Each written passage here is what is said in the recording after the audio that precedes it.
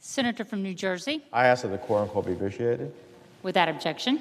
Madam President, pursuant to the Arms Export Control Act of 1976, I move to discharge the Foreign Relations Committee from further consideration of S.J. Res. 36 relating to the disapproval of the proposed transfer to the Kingdom of Saudi Arabia, the United Kingdom of Great Britain and Northern Ireland, the Kingdom of Spain, and the Italian Republic of certain defense articles and services.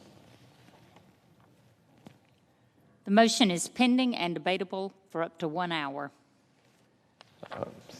Thank you, Madam President. The resolution that I have just asked for the discharge of would disapprove the administration's sales of precision-guided munitions to the Kingdom of Saudi Arabia, weapons that they have used in the killing of untold number of innocent civilians in their ongoing campaign in Yemen. This resolution is one of 22 that I have filed with a bipartisan group of senators in response to the administration's flagrant disregard for congressional oversight over arms sales. On May the 24th, the Secretary of State attempted to bypass this body in order to push through 22 separate arms sales to Saudi Arabia and the United Arab Emirates, claiming an ill-defined emergency regarding Iran.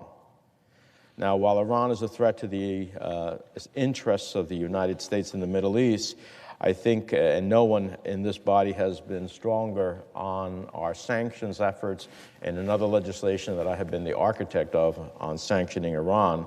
The question before us is whether these arms sales are specifically meant to be a response to that. These arms sales are a critical national security tool in terms of reviewing and improving them as a core function of the Senate Foreign Relations Committee.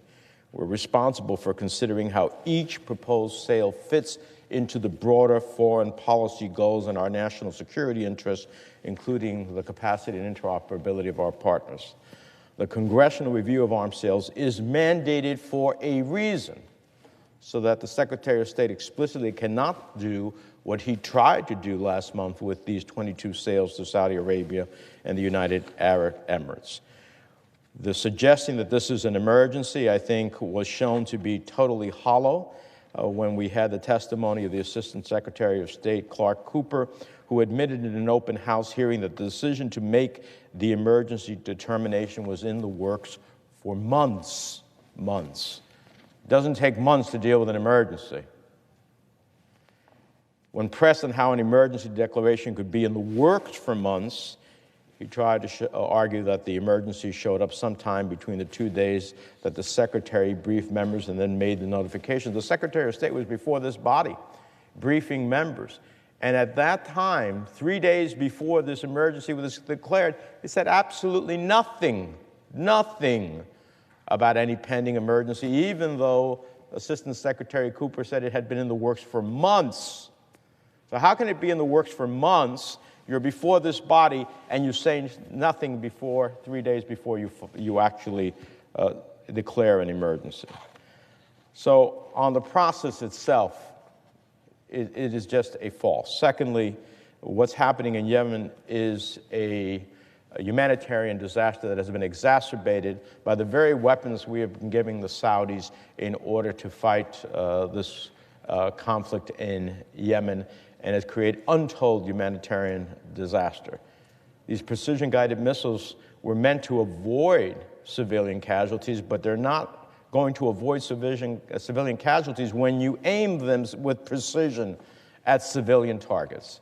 And I'll have a lot more to say about that when my colleagues who are joining with me on a bipartisan basis come to the floor, that we hope to have a colloquy with all of our colleagues in this regard. The other point is these weapons won't counter Iranian threats. This is all about using them in Yemen, and the Assistant Secretary of State, Clark Cooper, admitted as much in a hearing before the House last week. And then lastly, as a major point which I'll expound upon, this particular transfer is a transfer not only of sensitive technology, but of American jobs to the Saudis.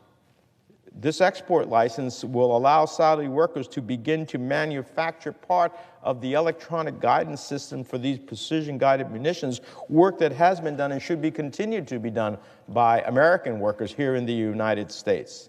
I don't think transfer of those sensitive technologies and the creation of its components is something that is in the national interest both economically or in terms of our security. And lastly, this is about this institution standing up for its congressional prerogatives to ensure that regardless of who is the president in the White House, that arms sales are subject to review of the Congress.